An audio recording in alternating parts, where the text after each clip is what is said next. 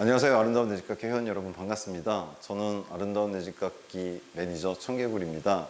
오늘 처음으로 이렇게 영상을 통해서나마 회원님들께 인사를 올리게 됐습니다. 다시 한번 반갑다는 인사 올리겠습니다.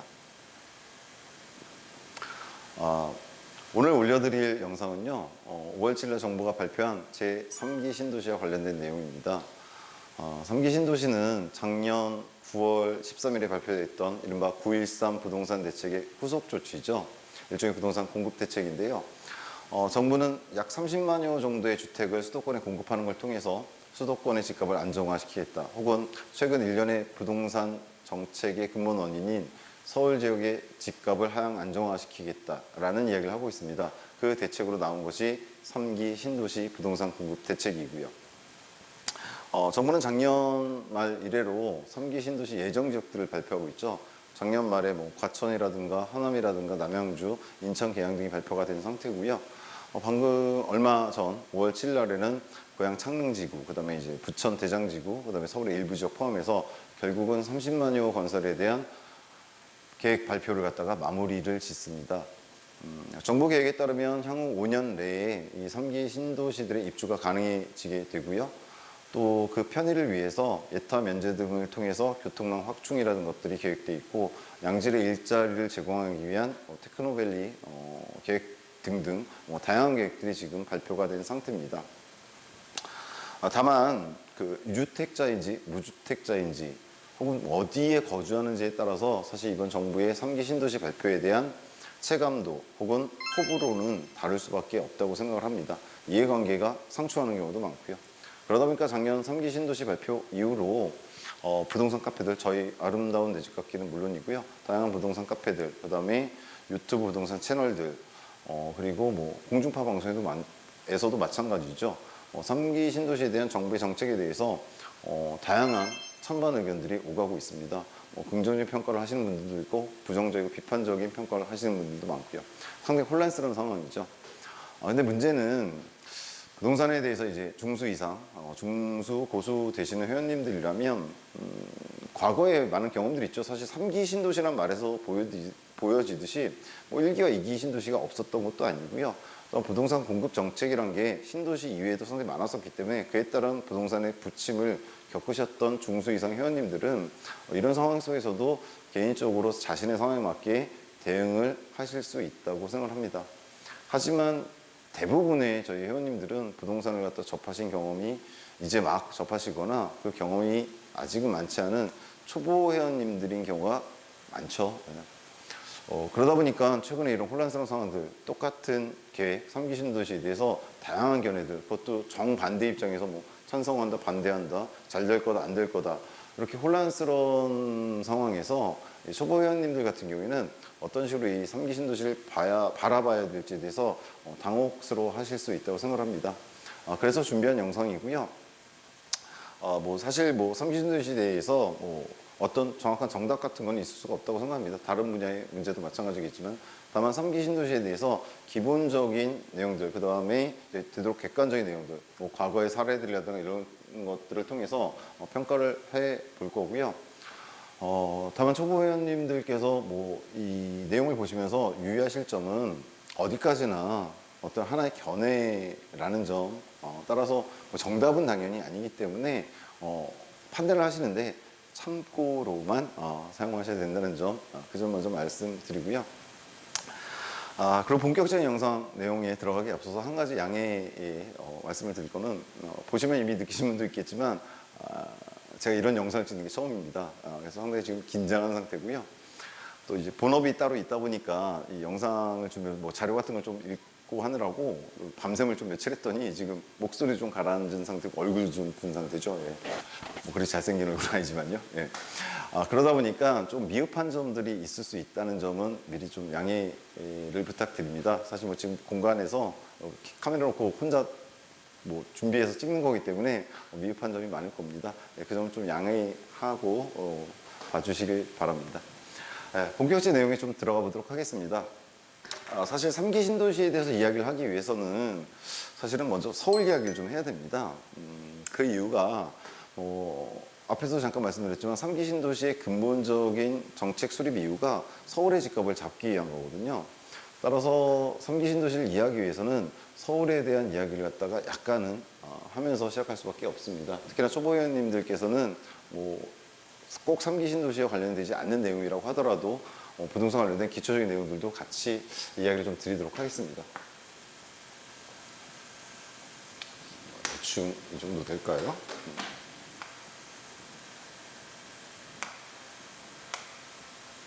저 그림을 갖다 잘 그리는 못해서. 자, 서울 이야기를 한다고 말씀드렸죠. 부동산 중소 이상 되신 분들은 대충 보시면 아시겠지만 서울을 갖다가 그냥 간단하게 그린 그림입니다. 파란색 선은 이제 한강이죠. 한강을 갖다 중심으로 해서 강북 지역과 강남 지역이 있게 되죠. 서울에는 총 25개 구가 존재를 합니다. 순서를 한번 보면 동쪽부터 한번 볼까요? 강동구가 있고요. 그다음에 이제 잠실이 있는 송파구가 있습니다. 그 다음에는 이제 너무도 유명한 부동산 1번지죠. 강남구 서초구가 있고요. 서초구 옆으로는 동작구, 그 다음에 서울대학교가 있는 관악구가 있죠. 이쪽에. 서쪽으로는 강동의 반대쪽에 강서구가 있고요. 그 다음 옆에 목동이 있는 양천구가 있습니다. 자, 그 다음에 여의도가 있는 영등포가 있고요. 그 밑쪽으로는 구로구와 금천구가 존재를 합니다. 자, 이런 식으로 해서 서울 강남 지역에는 총 11개의 구가 위치를 하고 있고요. 강북 지역은 유명한 데가 있죠. 요즘 최근에 많이 부동산 초보 회원님들도 많이 들어보신 이름들 거예요. 마용성이라고 들어보셨을 겁니다. 마포, 용산, 성동구인데요. 마포, 용산, 성동, 마용성은 한강 북쪽에 순서대로 있어요. 맨 왼쪽에 마포, 그 다음에 용산구, 성동구죠. 그다음 오른쪽에 하나가 더 있습니다. 한강에 붙어서 광진구가 있습니다. 자, 그 다음에 서울의 중심 지역이 있죠. 중심 지역 중구가 있고요. 그 위로 이제 종로구가 붙어 있고, 중구 왼쪽과 오른쪽으로 동대문, 그 다음에 서대문구가 존재를 합니다. 자, 그 다음에 서대문 왼쪽으로는 은평구가 서쪽 끝에 존재를 하고요. 동대문구 오른쪽으로는 이제 중랑구가 있죠. 네. 자, 그 다음에는 이제 마지막 강북 지역인데요. 강북 지역에는 이제 서울 지역의 집값이 오르기 시작했을 때 마지막 차를 타는 동네이자 상대적으로 그러다 보니까 이제 급격하게 오른 경우들이 많은 어떤 때 이제 강북 깡패들이라고 불리는 비하는 의미는 아닙니다. 한 번에 팍 오른다 그래서 그런 의미로 불리는 곳들인데 여러분 아시죠? 도봉구라든가 노원구라든가 강북구라든가 성북구가 존재를 합니다. 자, 이런 식으로 해서 북쪽 지역에는 총 강북 지역에는 14개의 구 합해서 11개, 14개 합해서 총 25개의 구가 존재를 합니다. 자, 일단 기본적으로 서울에 있는 25개 구를 잠깐 봤는데요. 이것부터 제가 한번 질문해 보죠. 예. 현재 보시기에가 아니죠. 예. 아시기에 대한민국에서 가장 부동산 가격이 비싼 동네들이 어디죠? 네.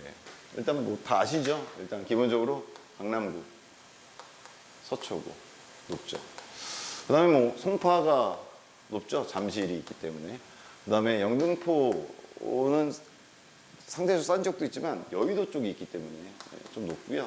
근데 양천구 같은 경우에 이제 목동 지역이 있죠. 이런 지역들이 서울 내에서도 부동산 가격이 상당히 높은 지역에 속합니다. 그 다음 아까 말씀드렸지만 최근에 이제 강북 지역에서 각광을 받고 있는 세 개 지역 마포, 용산, 성동, 마용성이 존재를 합니다. 자, 이런 지역들 이렇게 노란색으로 표시됐는데요. 잘 보이실는지 모르겠습니다. 색깔이. 이 지역들이 기본적으로 대한민국에서 가장 부동산 가격이 높다는 서울, 그 서울에서도 집값이 높은 지역들이죠. 근데 얼핏 보니까 좀 몰려있죠. 그쵸? 예. 뭔가 공통점이 있는 것 같아요. 일단 딱 처음에 일감으로 느껴진 건 한강. 그죠? 한강을 끼고 있다는 점입니다. 예. 한강을 끼고 있다는 점이 얘네들의 공통점이죠. 예. 물론 광진구라든가 강동, 강서도 끼고 있지만 일단 얘네들은 한강을 갖다 끼고 있어요. 그런데 좀 전에 말씀드린 다른 지역에 비해서 한강 끼고 있는 다른 지역들도 있는데 얘네들이 더 높은 이유는 뭘까? 그래서 생각해보면요. 또 다른 게 하나가 사실은 있을 수 있다고 생각합니다. 사람이 이제 의식주를 해결해야지 살 수 있잖아요. 누구나 좀 더 나은 의식주를 갖게 되기를 원하고요. 근데 이 자본주의 사회에서 의식주를 해결할 수 있는 가장 기본적인 방법은 말 그대로 돈이죠. 예. 돈이 있어야 좋은 집도 사고 좋은 옷도 입고 좋은 음식도 먹으니까요. 근데 문제는 이 자본주의 사회에서 돈을 벌 수 있는 방법이 뭐냐인데 사실 뭐 돈을 벌 수 있는 방법은 다중다양하겠죠. 뭐 남의 거 훔쳐오는 사람도 있는가 하면 수천 수만 가지가 있겠지만 좀 단순화시켜서 보면요. 제 생각엔 크게 두 가지 정도라고 봅니다. 금수저나 이런 거 제외하고요. 돈을 벌 수 있는 가장 기본적인 두 가지 방법은 하나는 좋은 일자리를 통해서 양질 일자리를 통해서 많은 연봉을 받는 거죠. 안정적으로. 그 방법이 하나고 또 하나는 이제 개인의 특수한 능력이라든가 재능이 있을 때 개인 사업이죠. 뭐 사실 뭐 자영업이라고 저희가 표현하고 뭐 소상공인 표현하기도 하지만 자영업이라는 게 하나가 있습니다. 근데 사실 자영업 개인 사업이라고 하는 거는 부침도 많고요. 안정적이지는 않죠. 그래서 가장 1순위에 생각할 수 있는 거는 좋은 일자리를 얻어서 양질 일자리를 얻어서 많은 연봉을 받는 거라고 생각합니다. 자, 그런데 그러면 우리의 대표적인 좋은 일자리들이 몰려있는 지역이 있어요. 그렇죠? 어딜까요? 서울에서. 기본적으로는 강남이죠. 대련로라든가 좋은 일자리들이 몰려있습니다. 이쪽에. 그렇죠? 또 하나는 뭐 이런 잘 아시는 여의도가 있을 겁니다. 그죠? 또 하나는요, 전통적이죠. 조선시대 이래로 모든 공직자들이 기본적으로 생활했던 곳이기도 하고 그러다 보니까 좋은 기업들이 많이 들어가 있던 곳 바로 광화문 세종로 일대입니다. 자, 이렇게 세 군데 정도가 물론 다른 지역도 좋은 일자리 있어요. 그게 아니라 좋은 일자리가 많이 몰려있는 지역이라는 얘기인데 이 세 지역 정도가 자, 이렇게 되면은 아까 말씀드렸던 서울의 집값이 높은 지역들의 공통점이 하나가 더 나옵니다. 하나, 한강을 끼고 있다. 하나, 좋은 일자리가 있는 지역. 광화문, 여의도, 강남 지역. 여기에 가까운 지역들이죠. 기본적으로. 사실 뭐 한강을 끼고 있는 이유는 뭐 조망 때문이라고 생각하시는 경우도 많은데 제가 보기에는 서울 지역에 상당히 갖는 의미는 조망도 조망이지만 교통이라고 생각을 합니다. 서울 지역에서 뭐 운전을 해보시거나 이러면 뭐 당연히 아시겠지만 강변에 따라 나 있는 길들, 뭐 올림픽도로라든가 강변북로라든가 교통이 편리하죠. 사실 여기서 출퇴근을 왔다 할 때 가장 가까운 지역들이고 교통을 왔다 쉽게 이용할 수 있는 지역들. 뭐 전철 노선이라고 하는 것들도 사실 한강과 관련해서 많이 존재를 하기 때문이에요. 기본적으로 이 집값들이 높아요. 이 지역들이에요. 자, 이걸 왜 말씀을 드렸느냐. 정부가 3기 신도시를 갖다가 발표한 이유가 뭐라 그랬냐면 이 서울 집값을 잡기 위해서라고 그랬단 말이에요. 서울 집값을 잡는다는 건 뭐 서울 전체의 집값을 잡는다는 얘기도 되지만 특별하게 오른 이 지역들의 집값을 잡는다는 게 가장 기본이겠죠. 자, 이걸 조금 다른 식으로 한번 얘기를 해볼게요. 이 지역들에 대해서. 단순하게 편의를 위해서 이런 식으로 구분하겠습니다. A, B, C, D, E. 자, 정부가 이번에 3기 신도시에 대한 계획을 낸 거는 일종의 부동산 공급 대책이죠. 그래서 잠깐 이제 경제와 관련된 얘기를 해보면요. 뭐 어려운 얘기는 아닙니다. 수요와 공급이라고 하는 말을 저희가 많이 쓰죠. 경제 분야에서. 뭐 수요가 많으면 가격이 높아지고 공급이 많으면 가격이 낮아진다. 정부가 이번에 선택한 3기 신도시 정책은요. 수요를 갖다가 공급을 통해서 잡겠다는 정책이죠. 30년 여우가 되는 공급을 통해서 오른 집값을 잡겠다는 거죠. 여기다 하나 더.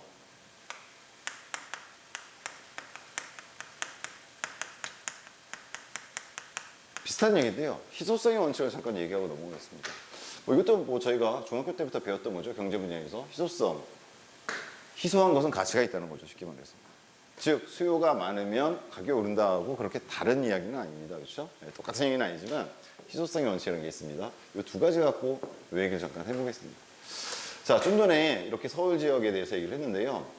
이 A, B, C, D, E는 뭘 말하냐면 우리나라에서 가장 부동산, 그러니까 수도권에서 부동산 가격이 높은 지역 순으로 지역을 좀 나눠보는 거죠. 5개 정도로. 뭐 더 나눌 수도 있겠지만요. 일단 A 지역, 가장 가격이 높은 지역을 고르라면 당연히 부동산 일부 강남과 서초가 들어갈 거죠.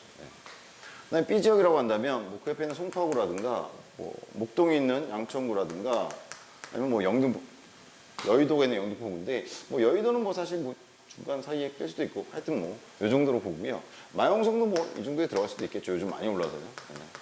아니면 수도권의 이제 분당이라든가 과천도 뭐 사실 과천은 여기에 낄 수도 있어요. 그렇죠? 뭐 1.5군 정도 될 텐데 예. A, B 사이 정도. 네. 그다음에 C 지역이라고 한다면은 뭐 요 서울 지역을 제외한 서울 외곽 지역들이 있죠. 나머지 잔여 서울 지역이라고 그냥 쓸게요. 얘네들 제외한 잔여 서울 지역들. 그럼 D 지역은 어느 정도가 되느냐? 바로 이 서울에 인접해 있는 경기도권이 되겠죠. 뭐 서쪽은 이제 뭐 부천이 있을 수도 있고요, 그렇죠? 남쪽은 과천 여기 들어가고 뭐 성남이라든가 하남이라든가 뭐 구리라든가 아니면 고양이라든가 이런 지역들이 있습니다. 뭐 서울 인접 경기권, 그렇죠? 인접 경기권, 서울 인접 경기권이 D 지역 정도. 그다음에 이 지역은 그 이외에 경기 외곽 지역이 되겠죠. 자, 이런 식으로 뭐 단순화시켜서 한번 본 겁니다. 5개 정도의 레벨로 이제 지역들 갖다가 나눴다고 봤을 때요. 자, 여기까지 이런 얘기를 갖다 왜 했느냐면요. 자, 정부가 이쪽 지역의 집값을 잡겠다고 3기 신도시를 갖다가 계획을 했는데 그 3기 신도시 지금 어디에 들어갑니까? 일단 작년 말에 발표된 곳들이 있죠. 남양주가 있습니다. 남양주 왕숙지구. 몇 세대요? 66,000세대. 6.6이라고 그냥 쓰겠습니다. 강동 쪽, 동쪽 지역에 많이 들었죠. 동쪽 지역에 많이 발표가 됐죠. 작년에 말에. 남양주에 66,000세대고, 강동 바로 옆에 붙어 있는 데가 하남입니다. 하남 교산지구에 32,000세대를 갖다가 넣겠다고 얘기를 했죠. 그 다음에 이제 강남 바로 밑에 과천. 근데 여기는 세대수가 좀 적었어요. 작년에 0.8, 즉 8,000세대를 갖다가 하겠다 그랬고, 서쪽으로는 이제 인천까지 가죠. 인천 계양에 17,000세대를 갖다가 계획을 했습니다. 작년에. 그리고 나서 뭐 그때 상황이 이랬죠.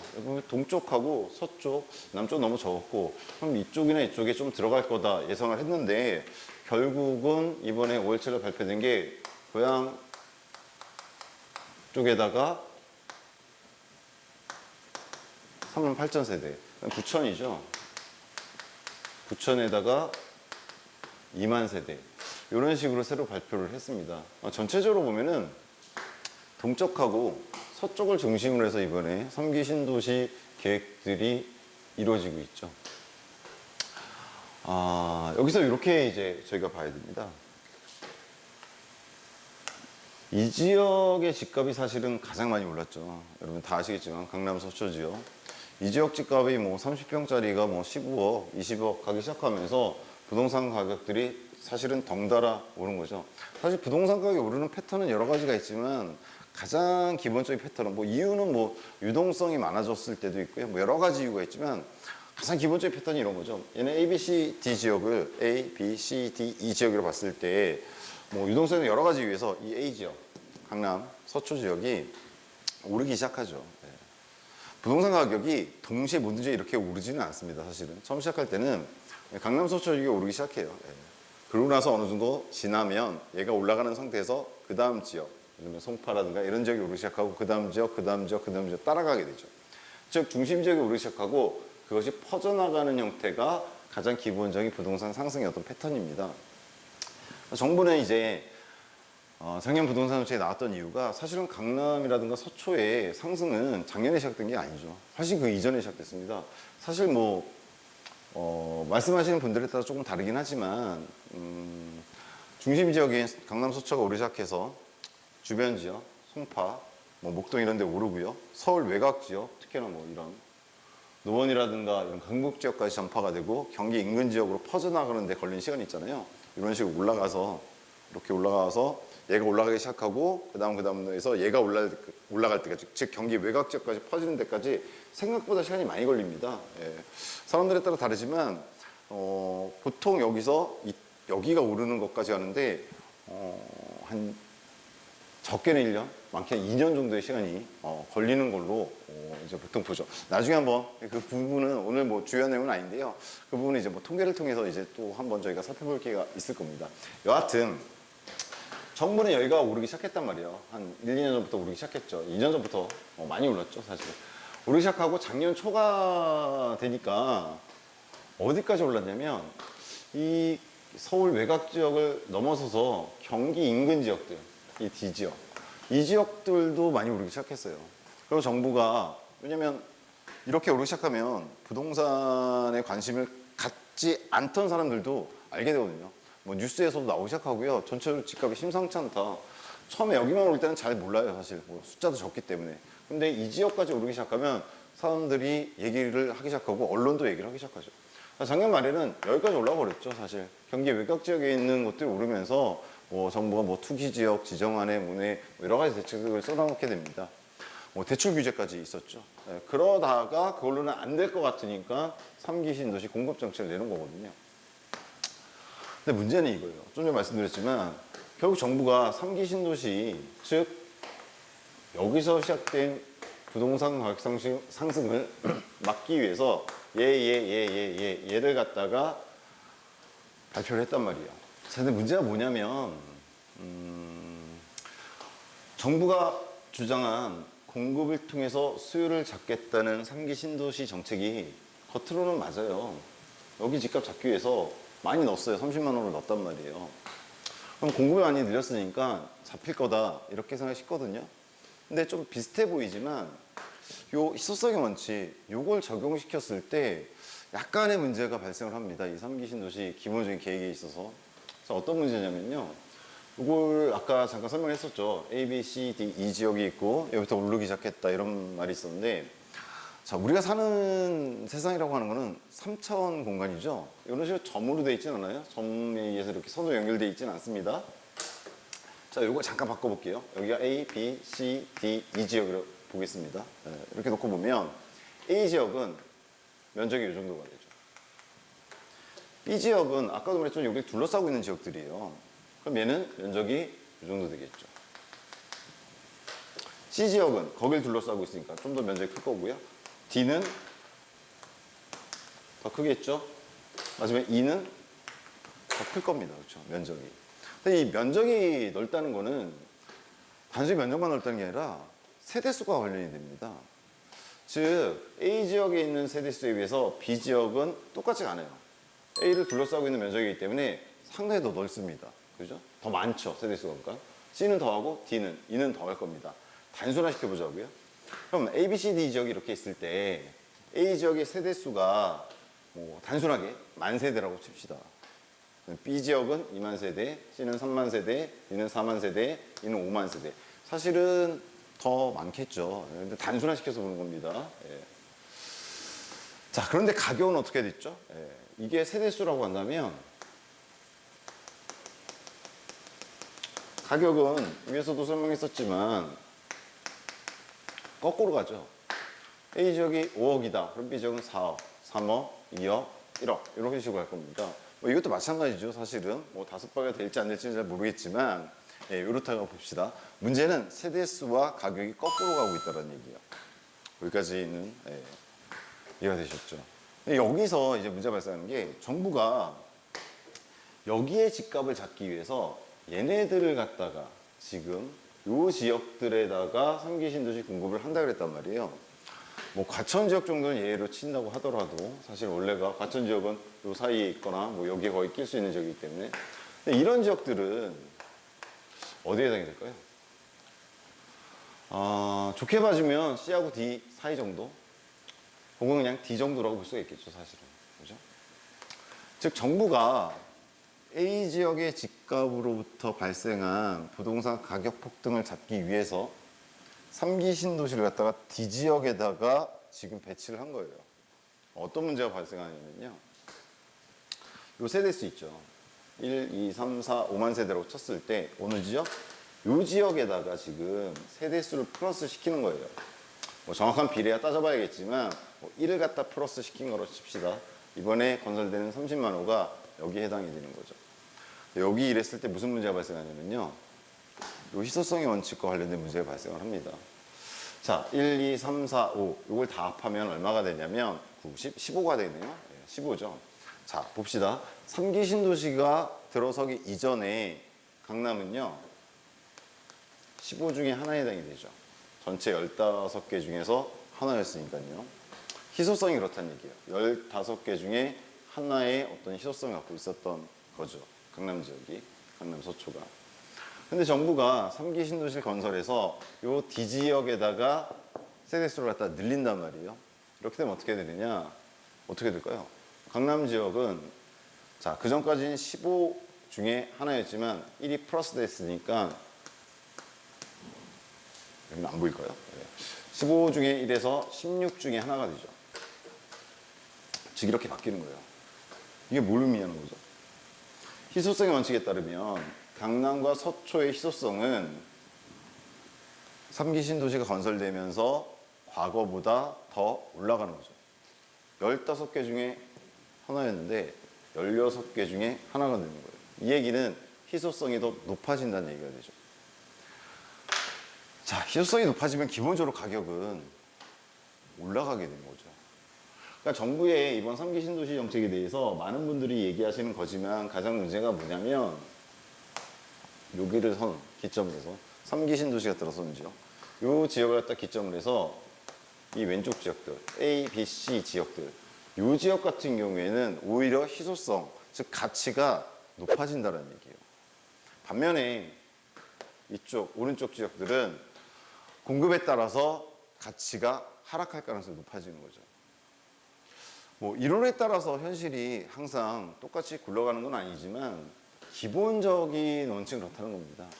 정부의 이 3기 신도시 입지가 물론 서울 안에도 일부 세대를 갖다가 넣는다고 하는데 사실 그게 뭐 그렇게 세대 수가 많지도 않고 사실 뭐 그 과정이 뭐 쉽지도 않을 거기 때문에요. 기본적으로 세대 수 전체적으로는 3기 신도시 배치가 이쪽 지역들이 많이 되어 있기 때문에 외곽 지역에 그리고 D 지역에 과연 여기에 대한 공급이 여기에 집값을 잡을 수 있냐 이 문제에 있어서 희소성의 원칙에 따르면 단순 수요와 공급의 원칙이 아니라 희소성의 원칙에 따르면은 오히려 3기 신도시 정책이 성공한다고 하더라도 이쪽 지역 집값은 오를 수밖에 없다. 희소성 원칙에 따르면 이런 근본적인 어떤 비판이 있을 수 있다는 것 갖다 감안을 하셔야 됩니다. 이게 왜 중요하냐면 이걸 갖다 어떻게 받아들이냐에 따라서 3기 신도시에 대한 접근법이 전혀 달라지기 때문이죠. 만약 이 말이 맞다면 희소성의 원칙에 따른 이 말이 맞다면 지금 저희가 준비해야 될 건 정부에서는 이제 향후 2년 뒤, 적어도 3년 뒤에는 3기 신도시 분양을 갖다가 받을 수 있을 거라고 얘기를 하는데 거기에 관심을 갖기보다는 이 안쪽 지역을 어떻게든 공략하는 거 이게 더 중요할 수도 있거든요. 저희가 이 지역들을 공략할 수 있다면 이런 걱정 안 하겠죠, 사실. 그럼 어디? 이 C 지역에 해당되는 것들. 자녀 서울 지역이라도. 여기라도 어떻게 공략을 해봐야 되는 상황이 될 수가 있거든요. 이 상황이 됐을 때. 만약 이 원칙에 따라서 여기에 들어간 효과가, 3기 신도 여기에 건설된 효과가 이 지역 쪽의 희소 가치를 갖다가 높여주는 걸로 가버린다면 저희는 이 지역, 적어도 C 지역, 이 지역을 갖다가 어떻게든 선점해야 되는 그런 상황에 놓이게 되는 거죠. 대응 방식이 일단 기본적으로 이 지역의 유주택자분들 같은 경우에도 이제 문제가 되겠죠. 이 지역의 집을 현재 가지고 있으신 분들 같은 경우에는 요 D 지역의 신도시, 3기 신도시에 들어왔을 때 새 아파트 가니까 옮기는 게 과연 현명한 선택인가 이것도 고민을 하셔야 되는 상황이 벌어지는 거고요. 일단 기본적으로 요 얘기를 갖다가 먼저 드리도록 하겠습니다. 네, 그래서 이 부분에 대해서 생각을 갖다가 좀 해보셔야 된다는 거, 그게 하나가 있고요. 네, 복장이 좀 바뀌었죠. 사실 지난 영상, 3기 신도시 영상을 찍다가 그 영상에도 말씀드렸지만은 이제 그 영상을 밤에 찍었어요. 새벽에 찍어서 마지막 부분이 한 아침 7시 정도까지 찍었는데 그러다 보니까 아무래도 힘이 떨어지더라고요. 편집을 하다 보니까 마지막 부분에서 이제 급마무리하는 느낌 이런 게 들더라고요. 그래서 뒷부분은 지금 다른 날입니다. 다시 촬영을 하고 있습니다. 예. 제가 뭐 대본 없이 롱테이크로 되도록 찍다 보니까 뒤쪽으로 가면서 좀 힘이 빠졌더라고요. 예. 옷이 달라진 이유가 그겁니다. 네. 자, 지난 영상에서 3기 신도시 계획에 약간의 문제점이 있다 이렇게 말씀을 드렸어요. 그 문제점이란 건 뭐 다름이 아니라 희소성의 원칙이라는 것을 갖다 고려해 봤을 때 이번 3기 신도시 위치, 입지라고 하는 곳이 지난번에 말씀드린 이제 뭐 A, B, C, D, E 지역 중에서 D 지역 정도에 이제 들어오게 되는데 지금까지 거의 모든 부동산 그 폭등 혹은 가격 상승을 이끌었던 A 지역의 집값, 즉 강남 서초 지역의 집값을 잡는 데는 이 D 지역이라는 입지가 그리 큰 힘을 발휘하지 못할 수도 있다는 거. 오히려 3기 신도시가 들어섬으로 인해서 정부 계획대로 그 3기 신도시 그 공급 대책이 시행된다고 하더라도 오히려 그 결과는 요 왼쪽 지역들, 여러분 보시기에 왼쪽이죠? A, B, C 지역의 희소가치를 오히려 높여주는 결과로 나타날 수 있다. 그런 우려가 있다라는 거. 그리고 그에 대한 판단이 3기 신도시를 갖다가 접근하는 데 상당히 중요하다라는 점까지 말씀드렸습니다. 뭐 사실 비유라고 하는 게 항상 현실을 갖다가 정확하게 반영하진 않아요. 하지만 뭐 좀 쉽게 이해하기 위해서 저희가 비유를 들고는 하는데 간단한 비유를 통해서 그 희소성의 원칙에 따른 그 3기 신도시 입지에 대해서 마지막으로 잠깐 정리하고 다음 얘기로 넘어가겠습니다. 처음에 나왔던 얘기지만 A, B, C, D 이렇게 5지역이 있었단 말이에요. 뭐 비유적으로 설명하자면 A 지역은 뭐 전 먹는 걸 좀 좋아하기 때문에 먹는 거 갖고 좀 얘기해 보겠습니다. A 지역은 사실 적당한 비유가 뭐가 있을까 하다가 생각한 거기 때문에 뭐 사실 조금 적절하지 않을 수도 있어요. 예. 적당하게 이해하시면 됩니다. A 지역 같은 경우에는 먹는 거 이제 고기로 친다면 뭐 정도 될까요? 한우, 그렇죠? 한국에서 제일 괜찮은 거 툭불 한우 정도가 되겠죠, 그렇죠? A 지역이라고 하는 게. B 지역은 뭐 한우 원뿔짜리 정도가 된다고 칩시다. C 지역은 그러면은 이제 뭐 기타 한우 정도가 되겠죠. 뭐 여기서 기타 한우는 이제 등급 외지만 그래도 한우 이렇게 보면 될 거고요. D 지역은 칠해주고요. 얘는 뭐 마블링도 있고 뭐 조프 그러니까 뭐 툭불이겠죠. D 지역 같은 경우에는 삼겹살에 비유하겠습니다. 삼겹살 중에서 뭐 한돈 정도로 비유를 하고요. 마지막 이 지역 같은 경우에는 뭐 한돈 이외에 뭐 삼겹살, 기타 삼겹살 정도로 비유를 해보죠. 뭐 정확한 비유는 아닐 수 있죠. 그죠? 자, 이런 상황에서 지금 상황이 어떤 거였냐면 이 가격이 막 오른 거예요. 한우 투불 가격이, 그죠? 수요가 많다 보니까. 그러니까 덩달아서 얘도 오르고 얘도 오르고 얘도 오르고 이런 식으로 올라갔단 말이에요.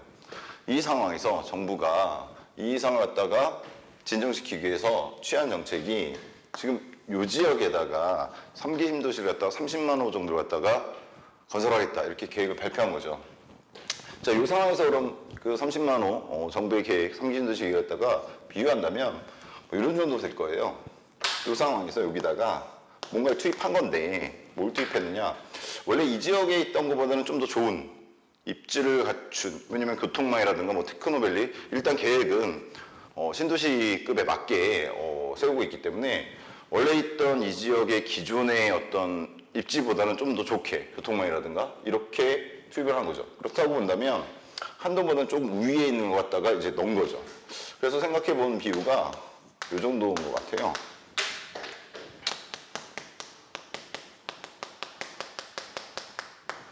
수입산 소고기죠. 예.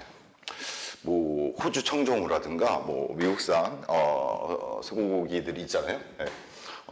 아주 질 떨어지는 거 말고, 자 그런 소고기 갖다가 대량으로 수입해서 투입하는 거죠. 얘로 인해서 오른 투뿔이 오름으로 인해서 오른 전체적인 고기의 가격을 잡기 위해서 얘를 갖다가 투입을 갖다가 대량으로 하겠다 이렇게 발표한 것 정도로 비유가 될까 싶습니다. 자, 이랬을 때 상황이 어떻게 변할 수 있을까요? 일단 얘의 가격은 얘네들보다는 일단 싸다는 가정입니다. 물론 수입산 소고기 중에 비싼 거 있어요. 예, 그런 거는 좀 논외고 일반적인 걸로 봤을 때, 자 얘네보다는 당연히 싸죠. 얘보다 엄청 쌀 거고요. 예, 얘보다는 좀 비싸다고 가정을 해야 됩니다. 자, 이런 걸 갖다가 대량 투입했을 때 어떤 식으로 움직일 수 있을까? 일종의 대체 효과인데, 일단 이 지역 기타 한우를 먹던 사람들 일부는 조금은 갈아탈 수 있을 것 같아요. 예. 그렇게 큰 질적인 차이가 나지 않는다면 가격은 이제 좀 싸다 보니까 옮길 수 있을 것 같고, 이쪽은 당연히 옮길 가능성이 높죠, 그렇죠? 기대도 많이 할 거고요. 자, 이런 상황과 비슷한 거라고 보시면 될 것 같아요. 근데 이랬을 때 지난 영상 말씀드렸지만 어떤 상황이 벌어지느냐, 이걸 기점으로 해서 사람들이 다 갈아타진 않죠. 이런 거죠. 이걸 맛보던 사람들, 한우 툭불을 갖다 먹던 사람들, 돈이 있기 때문에 먹었었겠죠, 그전에도. 그리고 계속 돈이 안 벌리는 사람들이 아닌 거잖아요, 이쪽 사람들은. 자, 이걸 먹던 사람들이 얘가 대량으로 들어온다고 해서 입맛을 바꿀까? 그거는 좀 생각을 해볼 거라고 생각해요. 무조건 이런 걸 많이 투입한다고 해서 이 수요가 이쪽으로 가지는 않을 것 같고, 사실 여기 있던 사람, 그러니까 이걸 먹던 사람도 얘를 갖다가 먹고 싶어하는 생각이 있을 텐데, 얘가 많이 투입된다고 해서 얘를 먹고 싶어하는 생각이 사라지게 되느냐, 그거는 다른 문제라고 생각을 해요. 사실 뭐 많은 분들이 지적하시지만 얘를 잡기 위한 적절한 공급 대책이면은 한우 툭불을 갖다 많이 이제 공급을 한다던가, 뭐 한우 원뿔 정도라도 많이 공급을 하는 쪽으로 갔어야 되는데, 일단 제 생각에 3기 신도시 이번 정부의 계획은 이런 식으로 진행이 되고 있는 것 같아요. 그래서 결과적으로 이런 것을 추구하는, 혹은 여기 있던, 이것을 먹던 이런 사람들이 이거를 신경을 쓸까, 오히려 뭐 계속 말씀드리지만 이게 들어옴으로 인해서 오히려 뭐 얘를 대체하는 효과들은 있겠지만 얘의 어떤 가치는 좀 더 높아진 거 아니에요. 전체적으로 고기의 양은 늘었어요. 그 중에서. 네. 또 하나는 이쪽이 이제 문제가 되죠. 이쪽. 지금 이거 보시면 알겠지만 이게 들어오는 순간 얘네들의 가치는 많이 떨어질 수 있다는 얘기예요. 네, 많이 떨어질 수 있죠. 그렇죠? 왜냐면 별 가격 차이 안 나는데 이게 들어버리면 이걸 먹으려고 하겠죠. 예. 물론 개인적인 취향으로 난 돼지고기가 소고기보다 더 좋아, 이런 거는 이제 예외적인 거니까 제가 말하지 않는 거고요. 따라서 정부의 이번 3기 신도시 계획은 입지에 있어서 약간 좀 문제가 있지 않느냐. 이번에 있었던 일련의 서울 집값으로 인한 수도권 전체의 집값 상승했다가 잡기에는 입지에 있어서 약간 부족한 면이 있지 않느냐. 그리고 그 점을 갖다가 잘 생각하고 우리가 접근해야 된다, 이런 생각을 갖다가 결론으로 말씀드릴 수 있을 것 같습니다. 그리고 이쪽이 오히려 가치는 더 높아지고 이쪽은 가치가 더 낮아지는 결과로 될 가능성이 있다는 거, 여기까지가 일단 첫 번째 부분이었고요. 지금까지 일단 그 정부의 이번 3기 신도시에 대한 어떤 기본적인 지향성에 관련한 문제를 좀 짚어봤습니다. 입지와 관련해서 근본적으로 정부가 이번 3기 신도시를 통해서 공급 대책이죠. 이를 통해서 해결하려고 하는 수도권 혹은 서울의 집값을 잡으려고 하는 그런 목적이 그 입지, 3기 신도시 입지를 고려해봤을 때 시소성 원칙과 함께 고려해 본다면 조금 문제가 있을 수 있다. 이 지점을 좀 본 거였고요. 자, 이제 두 번째로는 그런 좀 근본적이고 뭐 지향점이 어디냐 이런 문제보다도 좀 구체적으로 들어가서 정부가 이번 3기 신도시와 관련해서 발표했던 좀 구체적인 로드맵, 이런 부분에 대해서 좀 얘기를 해보도록 하겠습니다. 일단 3기 신도시의 정부는 다양한 계획들을 발표했고 또 지금도 진행 중이죠. 일단 뭐 예정 지구도 발표한 건 물론이고 뭐 교통망이라든가 뭐 여러 가지 부대 시설들에 대해서 얘기를 계속 하고 있는데요. 일단 그 모든 계획을 조금 간단하게 정리하면 이렇습니다. 일단은 2021년 혹은 22년, 즉 2년 후 정도에 분양을 시작하겠다라고 말했어요. 동시에 다 분양한다는 얘기까지는 안 하고 있는 것 같아요. 뭐 순차적이다 뭐 이런 말도 쓰고 있고요. 뭐 적어도 하여튼 2년 혹은 3년 정도 후부터는 3기 신도시들에 대한 분양이 시작이 될 것이다, 이렇게 얘기를 하고 있고요. 그에 따라서 뭐 분양하고 나서 보통 2년에서 늦어도 뭐 2년 반이면 이제 뭐 준공이 되니까요. 5년 후에는 3기 신도시에 입주할 수 있을 것이다. 그러면서 이제 시장에 던진 기본적인 메시지는 지금 뭐 무주택자든 뭐 좀 더 좋은 집으로 갈아타기 위한 유주택자든 요거 좀 기다리면 양질의 주택을 공급받을 수 있지 않겠느냐. 따라서 지금처럼 너무 과열 양상을 보일 필요는 없다, 부동산에 대해서 뭐 이런 식으로 얘기를 하고 있습니다. 자, 기본적인 로드맵은 이렇죠. 뭐 여기에 뭐 교통망도 들어가 있는 거고, 뭐 테크노밸리도 들어가 있고, 뭐 토지 수용에도 여러 가지 계획들이 들어가 있는 거예요. 자, 일단 간단하게 하면 요겁니다. 이게 뭐 성기신도시 로드맵이죠. 그 다음에 이제 뭐 아까 말씀드렸던 지역들이 있는 거고요. 어느 지역에 이제 들어가는 지가 있는 거고요.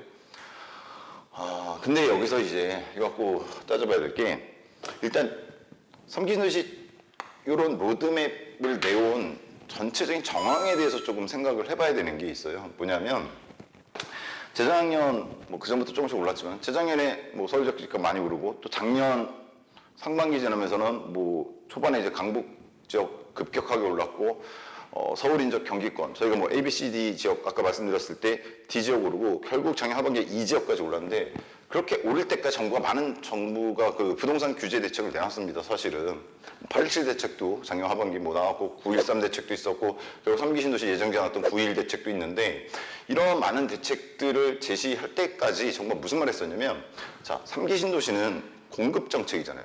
그죠?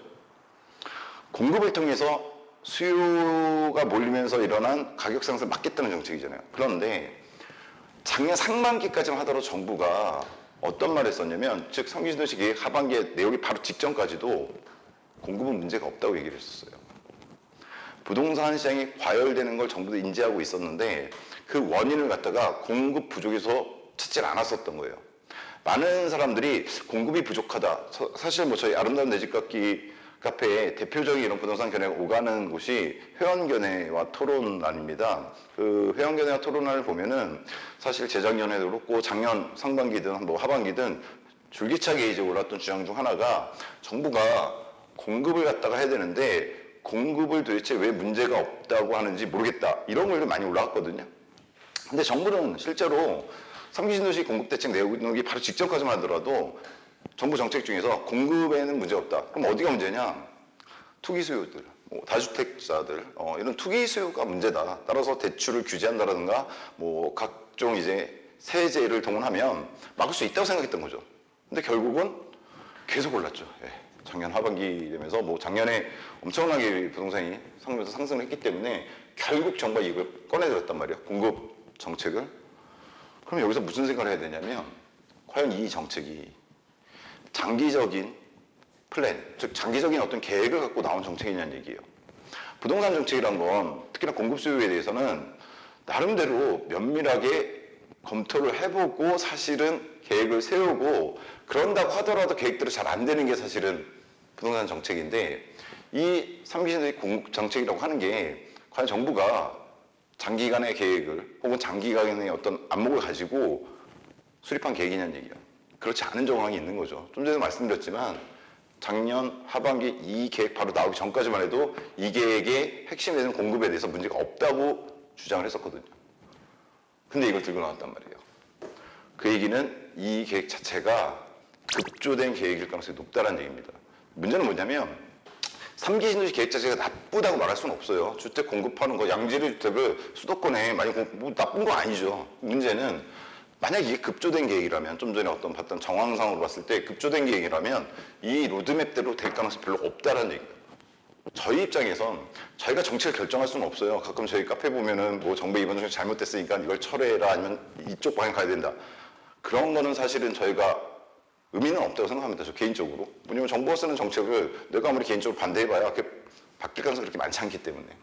문제는 뭐냐면 우리는 이런 정책이 나왔을 때 그걸 맞춰갖고 사실 가긴 가야 돼요. 근데 문제는 뭐냐면 좀 전에 말씀드렸지만 이 정책이 급조된 정책이라면 이 로드맵은 그대로 실행되기는 어려울 거란 얘기예요.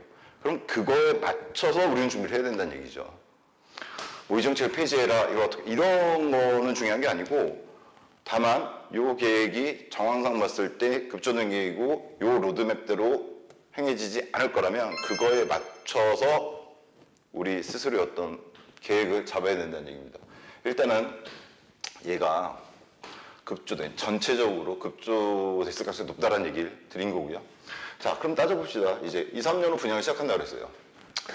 적어도 3년 후에는 분양을 시작한다고 이제 얘기를 하고 있는데 과연 그게 가능할지가 이제 문제가 돼요. 다행스럽게 우리나라는 1990년대 이후로 뭐 사람마다 조금씩 시기를 다르게 보지만 90년대 이후로 민주화가 이루어졌죠.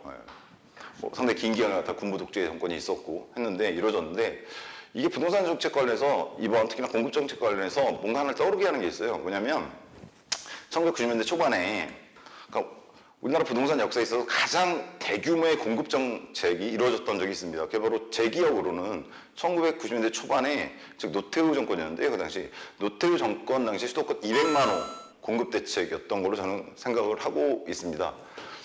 그 당시에는 사실 90년대 초반이었기 때문에 200만 호를 갖다가 단기간에 건설해서 공급하겠다. 정부가 그런 의지를 갖다가 가지면 그게 정말 그 기간 내에 실행이 됐던 시대예요. 근데 뭐 다행스럽게도 우리나라가 민주화가 됐죠. 그래서 어떤 문제가 발생하냐면 정부가 이런 강력한 정책을 갖다가 제시를 한다고 하더라도 그게 과거처럼 뭐랄까요 일사천리로 진행될 가능성은 많이 없어졌다는 얘기예요. 민주화가 됐기 때문에. 예를 들면 작년에 2년에 분양하려면 뭐가 일단은 진행이 돼야 되죠. 예정 지구들에 대해서 뭐 기존에 다 국가 땅이 아니잖아요. 많은 분들 아시겠지만 분양 과정에 대해서 아시겠지만 국가의 땅이 아니란 말이에요. 일단 그 토지 소유주들이 있단 말이에요. 그 토지 소유주들에게 보상을 하고 일단 그 땅들 갖다가 사들여야죠, 그렇죠? 그런 다음에 이제 뭐 택지를 조성하고 건설사에다가 이제 뭐 그걸 또 팔고 뭐 이런 과정들 거쳐야 됩니다. 뭐 지금 분양 과정에 대해서 저희가 주요하게 얘기할 건 아니지만 문제는 작년에 3기 신도시 예정지로 대표적으로 뭐 하남이라든가 하남 교산지구죠. 그다음에 뭐 남양주 왕숙지구 이런 거 발표했을 때 무슨 문제가 불거졌냐면 일단 발표 나자마자 그 지역의 이제 토지 소유주들이 반발하기 시작하죠.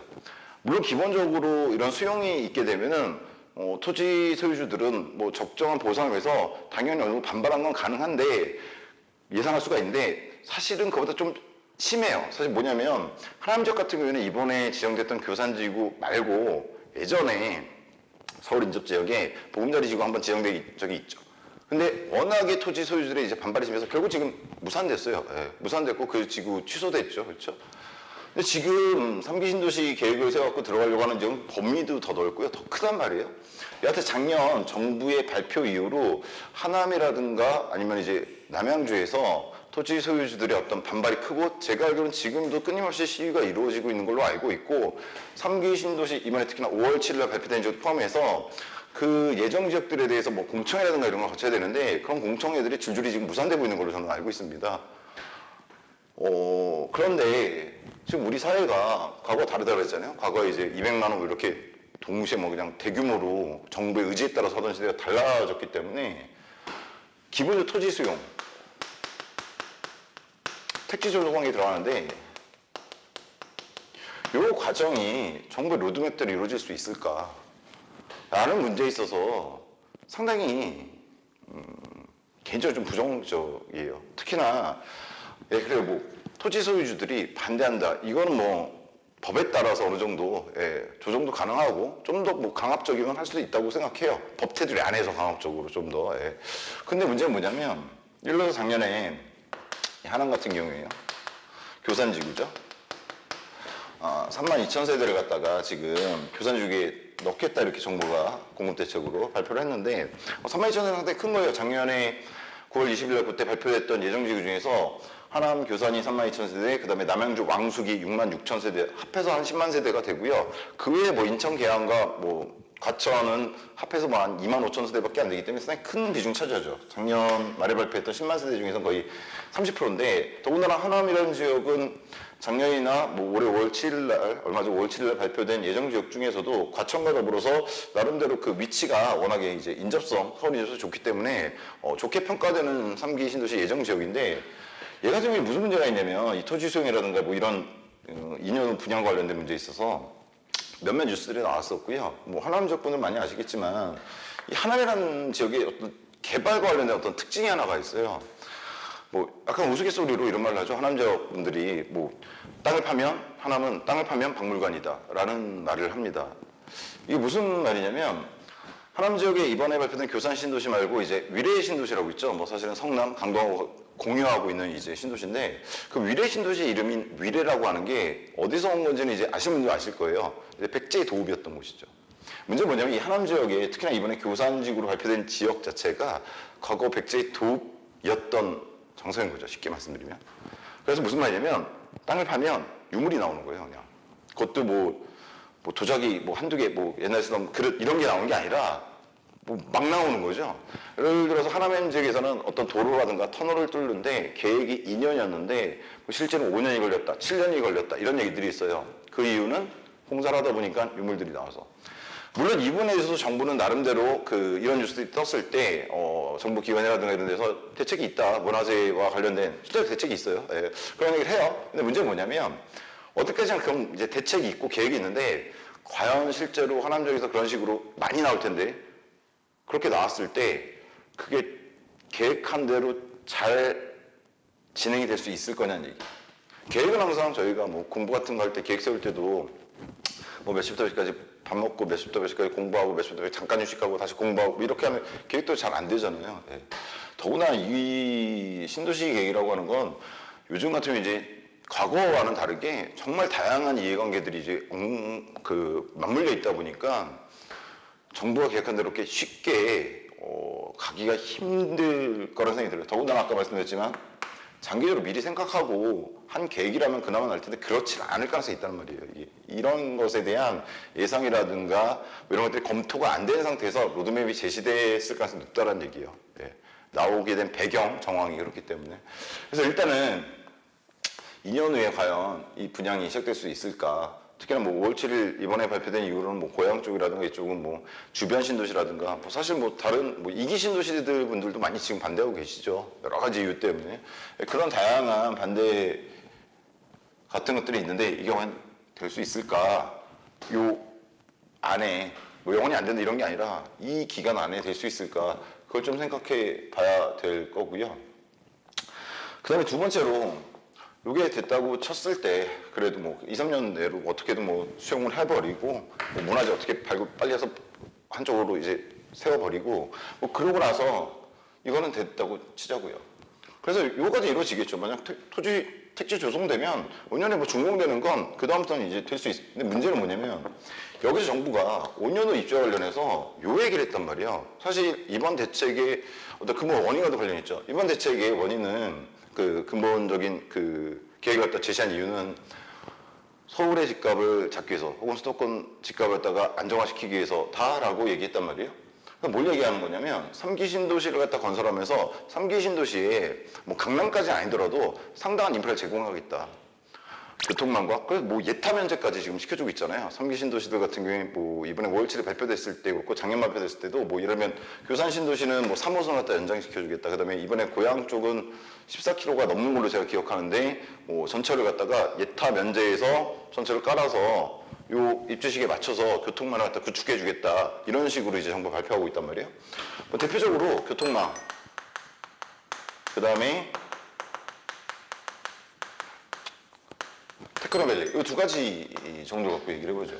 자, 5년 후 지금 발표된 3기 신도시 예정지들의 정부는 인프라를 갖다가 갖춰주겠다. 특히나 교통망, 전철 깔아주고 그밖에 뭐 SRT인가요? 뭐 이런 것들 테크노밸리 뭐 양질의 일자리 제공해주겠다 이렇게 얘기를 하고 있단 말이에요.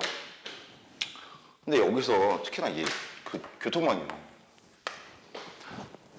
대한민국에서 이제 전철, 특히 부동산 중고수 이상 되시는 분들, 그러니까 어느 지역에 전철이 들어온 것 관련해서 투자를 해보시거나 그거 관련해서 뭐 주택을 매도 매수 해보신 분들은 아시겠지만 얘가 계획대로 되는 것 같다가 솔직히 저는 거의 본 적이 없어요. 정부가 뭐 5년 걸린다고 하면 한 10년 걸리겠구나. 예. 정부 한 10년 걸린다고 하면 20년 걸리겠구나. 아니 이게 뭐 제 개인적인 이런 게 아니라 기존의 신도시들 있죠. 이번에 3기 신도시 정부가 상당히 많이 밀어주려고 하고 있어요. 예타 면제라든가 이런 얘기 벌써 나왔단 말이에요. 예. 근데 그 전에 이 3기 신도시 이전에 이런 게 있었어요. 사실 이번 문제가 비슷했는데 강남발 어떤 부동산 상승이 이루어지니까 그 상승 가격을 잡기 위해서 강남 대체 신도시를 갖다가 말했던 적이 있습니다. 그리고 실제로 그 역할을 할 만한 신도시를 갖다가 정부에서 밀어줘서 만든 게 있어요. 이번에 하남 교산 신도시, 3기 신도시 발표됐잖아요. 그 바로 옆에 있는 위례라든가 미사 신도시 있죠. 그 미사나 위례 신도시 입지가 이 교산하고 뭐 그렇게 먼 데가 아니에요. 바로 옆이에요. 사실 붙어 있어요. 붙어 있는 곳이죠. 뭐 하남이라는 동네가 워낙에 작거든요. 그 미사 신도시라든가 근데 위례 신도시라면서 강남대체 신도시급 뭐 이런 식으로 얘기도 했을 뿐더러 교통정책 같은 거 밀어줬어요. 위례도 그렇고 뭐 미사 신도시 같은 5호선 연장을 갖다 해준다 이런 식으로 해서 했는데 문제는 뭐냐면 지금 미사지구에 그 아파트들은 거의 다 입주를 했거든요. 근데 아직도 전철이 뚫리질 않았어요. 정부가 계획을 세웠던 5호선 연장이 여러 가지 이유에 의해서 뭐 꼭 정부의 탓이라고는 할 수도 없으면 뭐 지자체 간의 문제도 있고 사실 모르는데 하여튼 여러 가지 문제에 의해서 예상보다 몇 개월이 아니에요. 몇 년씩 지금 늦춰지고 있단 말이에요. 근데 정부가 3기 신도시는요, 한두 개도 아니에요. 여러 군데다 지금 발표를 해버렸단 말이에요. 그리고 거기다 전부 다 이런 교통망과 테크노를 갖다가 넣어줬단 말이에요. 해주겠다고. 좀 전에 말씀드렸지만, 뭐 하남 미사지구라든가 위례지구 뭐 트램 문제라든가 교통망 문제 되게 많거든요, 아직도. 그 문제가 국가가 해결하려고 해도 뭐 지자체 간 문제라든가 뭐 여러 가지 변수들이 생겨서 이제 문제가 벌어지거든요. 마찬가지일 가능성이 되게 높다는 얘기예요.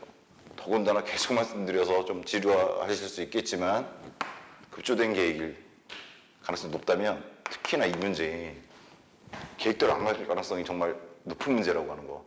정부가 하기 싫어서가 아니라 계획대로 안 가요. 뭐 별의별 문제가 터져서 계획대로 안 갑니다, 사실. 얘는 더 심한, 얘는 뭐 기존의 신도시들도 많이 문제가 되고 있는 거죠. 뭐 판교 정도 제외하고는 테크노밸리 말 그대로 양질의 일자리를 갖다 제공한다라는 계획인데, 근데 문제는 이 테크노밸리가 모든 택지지구, 모든 신도시급에 다 들어가 버려요. 지금 보면 일단은 듣기 좋잖아요. 근데 과연 우리나라에 지금 현재 잘 되길 저는 바라지만 이 테크노밸리들을 채울 만한 양질의 일자리, 양질의 기업들이 과연 여기를 다 채울 만큼 있느냐라는 문제가 있단 말이에요. 뭐 어떤 식으로 채워지기는 채워질지 모르겠지만 정말 정부가 생각하고 많은 분들이 기대하시는 것처럼 양질의 일자리로 채워질 가능성은 그렇게 높지 않다는 견해가 우세한 것으로 저는 알고 있습니다. 우세하다고, 그런 부정적인 견해가 좀 우세한 것으로 알고 있습니다. 자, 이렇게 두 가지를 일단 봤어요. 2년 후 혹은 3년 후일지 모르겠지만 분양이 시작한다 그랬는데 급조된 계획일 가능성이 높기 때문에 이런 면들, 그 다음에 5년 후 이쪽을 위해선 교통면허, 테크노밸리 이런 면들이 문제가 있을 수 있고요. 그래서 조심스럽게 또 제가 하나 얘기를 해야 될 게 하나 있는데 5년 후 입주가 된다고 이제 말하고 있는데 요쯤에서 뭐가 있냐면 요 사이에 있죠.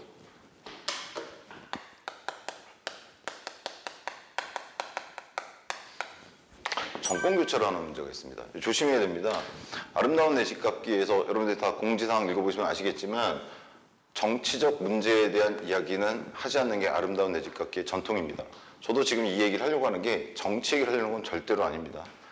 여기서 말하는 정권교체라는 거는 다른 말로 하면요,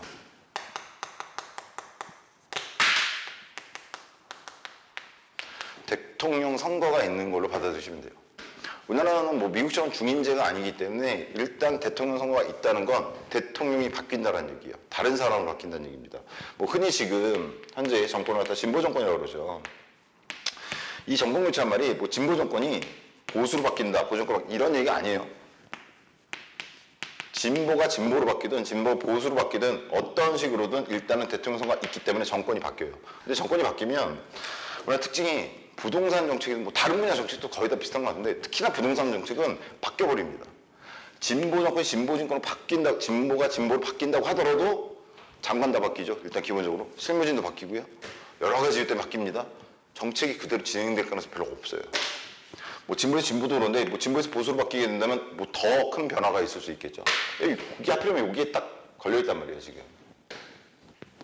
3년 후 분양 시하면 요거 딱 되려고 할 때. 더구나 이게 아까도 말씀드렸지만 로드맵대로 계획대로 갈지도 모르겠는데 그 중간에 이런 문제까지 있단 말이에요.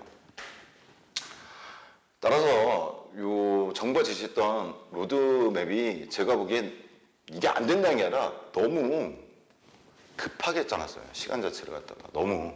근데 사실 이해는 돼요. 당장 부동산 가격이 오르고 있는데 뭔가 공급을 해주겠다고 얘기를 해야지 사람들이 좀 기다리고 그 과열된 시장에 참여를 안 할 거 아니에요. 그러다 보니까 이제 급하게 발표를 했단 말이에요. 2년 후에 시작한다. 그래서 체감상 조금만 기다리면 될 것 같으니까 라는 생각이 들 테니까요. 그러니까 저희 소비자들이, 그러니까 저희 국민들이 좀 2년 정도 뭐 좀 참을 수 있다. 2년 정도만 되더라도 내가 좋은 아파트의 분양권을 가질 수 있게 될 것 같다는 생각을 해야 되니까 정부가 이렇게 발표를 했는데 얼마 전까지 공급이 문제가 없다고 하던 정부가 내온 계획이고 너무 빨라요. 계획이 너무. 실제로 이런 문제들을 좀 처리하면서 진행되기에는 이게 계획이 너무 빠른 거예요. 적어도 이거보다 뭐 2, 3년 후 분양이 아니라 뭐 얘가 이쪽 정도? 4년? 뭐 분양 자체가 좀 늦춰져야 되고 입주시 그러니까 좀 장기적인 플랜이 필요해요.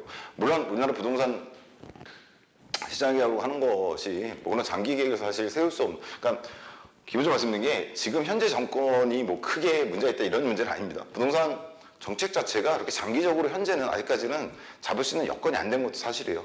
뭐 국토교통부에 오래된 공무원 정도고 부동산 분야, 특히 이 분야만 쭉 해오신 분들이 있다면 그분들은 남들 우리나라 부동산 올라가는 거 알고 이런 식으로 하면 좋을 텐데 라는 생각 갖고 있으실지 모르지만 그러면 실제 정치에 반영되기에는 힘들죠. 단기적인 어떤 처방들이 나올 수밖에 없는 뭐 5년마다 뭐 대통령 선거하고 뭐 이런 상황이기 때문에 없기는 해요. 눈으로 말씀드리지만 저희는 정치 얘기를 하고자 하는 게 아닙니다.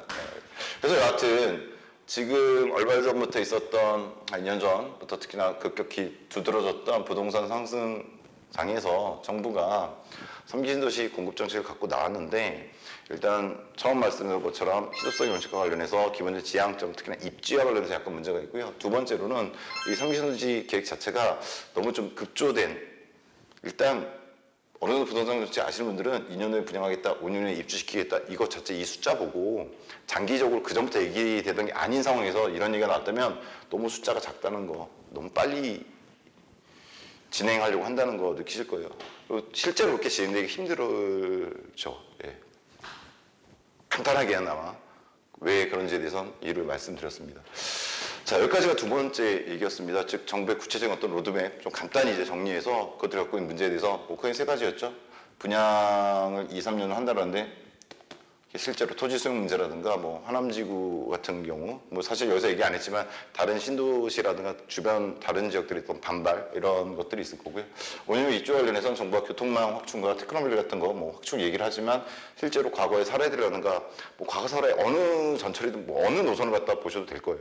사실 이것도 5년이라는 시간 내에 이루어지기가 상당히 힘들지 않을까 조금 뒤로 밀릴 가능성이 있고 마지막으로 이제 정권의 어떤 변화 이런 문제도 있다는 점 이런 문제를 얘기할 수밖에 없는 게 이 신도시 이번 신도시 계획이라고 하는 게 좀 급조된 정황상 급조된 계획이라는 거 이런 점이 이제 두 번째였습니다.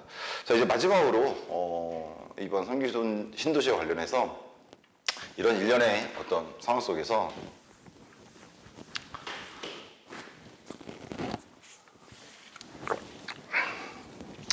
저희 회원님들의 상황은 다 다르겠죠. 유주택자일 수도 있고 무주택자일 수도 있고요. 그다음에 이제 뭐 지역에 따라서도 지금 이번에 발표된 3기 신도시들 주변 지역일 수도 있고 그 안쪽 지역에 있으신 분도 있고 그 바깥쪽 지역에 있으신 분도 있으실 텐데 좀 전까지 진행됐던 이러한 내용들을 바탕으로 했을 때 구체적으로 저희 회원님들은 자신의 상황에서 어떤 식으로 움직여야 될까 사실은 이게 궁금하신 부분이죠. 그리고 그 부분에서 이번 동영상 맨 처음에 말씀드렸지만 중고수 이상의 회원님들은 나름대로 이제 부동산 많이 경험하셨기 때문에 계획과 플랜을 갖고 있겠지만 계획을 갖고 있으시겠지만 초보 회원님들의 경우는 이제 상당히 당혹스러우실 거란 말이에요. 사실 제가 좀 전에까지 보여드린 영상도 저희 초보 회원님들 입장에선 혼란스럽게 다가올 수도 있는 내용이고요.